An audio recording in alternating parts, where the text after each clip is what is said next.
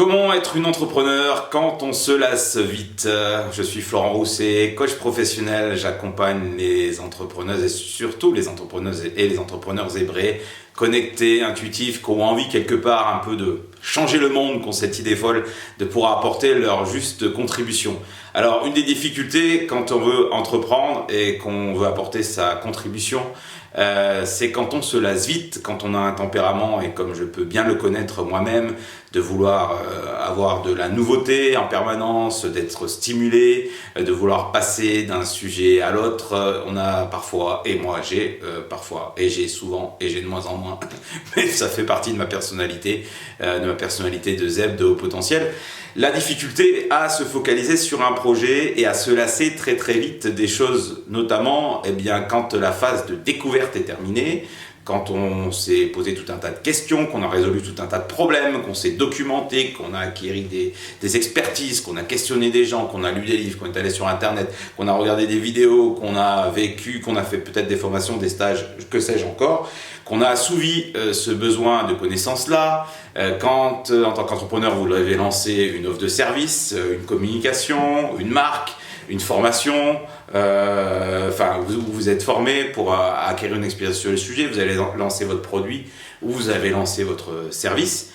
Et puis à un moment donné, vient le phénomène un petit peu de lassitude, ce sentiment d'avoir fait le tour de la question. Est-ce que ça te parle? Et d'ailleurs, si ça te parle, je t'invite à me dire dans les commentaires, voilà, est-ce que ça te parle le fait de te lasser très vite? Est-ce que tu te retrouves dans ce descriptif qu'on retrouve très souvent chez les personnalités au potentiel, multipotentiel, zébrés, à se lasser très vite des activités qu'ils peuvent faire et à vouloir passer sur un autre sujet? Et puis n'hésite pas, si tu aimes cette vidéo, donc à le dire, et puis à t'abonner aussi à cette chaîne YouTube pendant que j'y pense, parce que tu pourras trouver tout un tas de ressources et continuer à te questionner et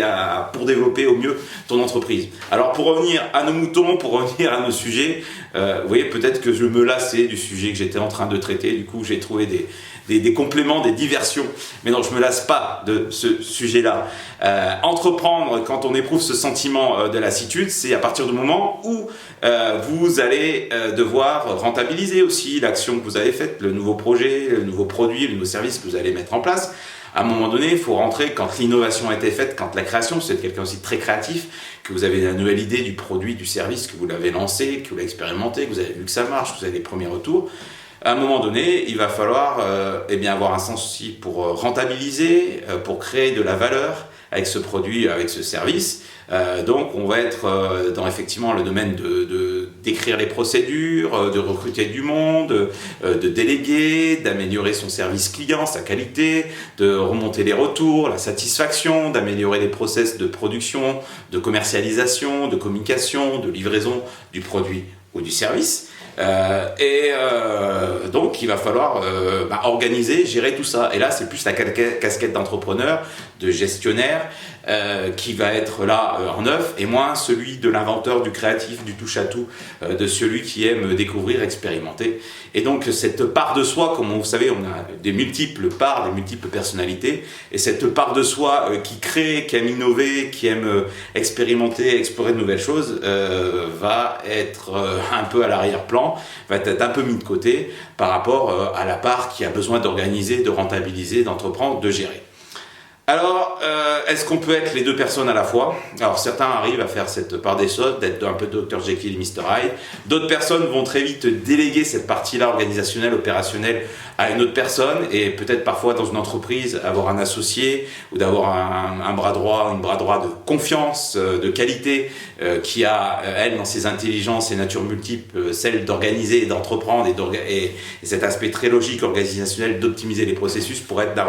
d'un recours utile. Et l'idée, si vous ne pouvez pas gérer ces deux aspects-là, si vraiment vous êtes frustré, au lieu de tout abandonner et de passer à une autre activité, qui peut être aussi une option, mais à terme peut mettre en péril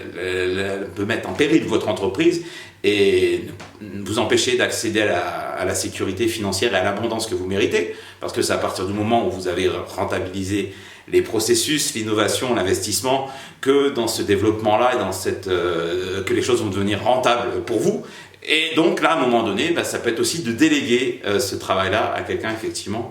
digne de confiance pour que vous puissiez superviser cette partie-là et vous intéresser à une autre activité remettre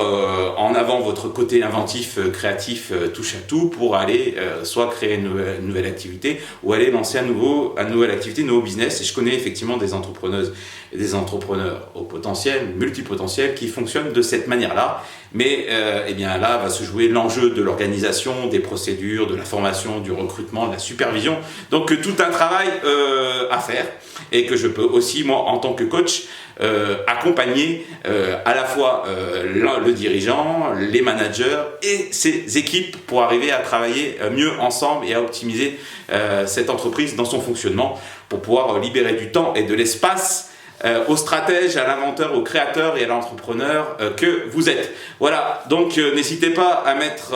vos commentaires dans cette vidéo. Est-ce que vous lassez vite de vos activités? Est-ce que vous pouvez entreprendre et comment vous faites pour aussi gérer votre activité si vous éprouvez ce sentiment de lassitude? Car vous savez, pour aussi réussir en tant qu'entrepreneur, il faut savoir déléguer, je vous l'ai dit, et puis un autre aspect aussi, c'est être persévérant, c'est-à-dire ne pas lâcher le morceau, ne pas lâcher l'affaire aux premières difficultés, aux premiers obstacles, et aussi dès que les choses commencent à marcher. Ça peut être aussi un peu une des choses qu'on peut parfois éprouver quand on est au potentiel, multipotentiel en tant qu'entrepreneur,